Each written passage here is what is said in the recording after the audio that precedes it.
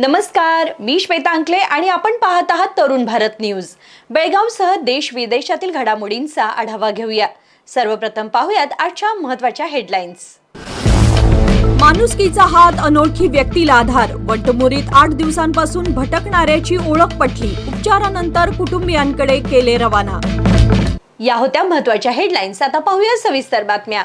बेळगावच्या वंटमुरी परिसरात 8 दिवसांपासून भटकणाऱ्या एका अनोळखी व्यक्तीला अखेर मदतीचा हात मिळाला आहे।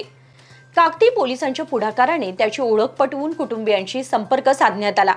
उपचार आणि भोजनाची व्यवस्था केल्यानंतर त्याला सुखरूप दिल्लीच्या दिशेने रवाना करण्यात आलं। या कार्यातून माणुसकीचं दर्शन घडलंय।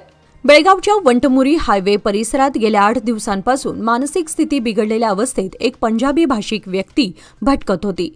याची माहिती मिळताच काकती पोलिसांनी डिव्हाइन हेल्पिंग हँड्स टीमचे समाजसेवक गजानन गव्हाणे यांच्याशी संपर्क साधला। गव्हाणे यांनी घटनास्थळी पोहोचून त्या व्यक्तीची चौकशी केली। त्याच्या खिशातील आधार कार्डाच्या आधारे तो अमृतसर, पंजाब येथील रहिवासी असल्याचे स्पष्ट झाले। त्यानंतर कुटुंबियांशी संपर्क साधण्यात आला। आवश्यक वैद्यकीय उपचार आणि जेवणाची व्यवस्था करून बेळगावहून दिल्लीचे रेल्वे तिकीट काढण्यात आले। त्याला सुखरूप दिल्लीच्या दिशेने रवाना करण्यात आले। या कार्यात काकती व रेल्वे पोलिसांसह राजू राऊत, आशिष गव्हाणे, अवधूत तुडवेकर आणि पद्मप्रसाद हुली यांचे सहकार्य लाभले।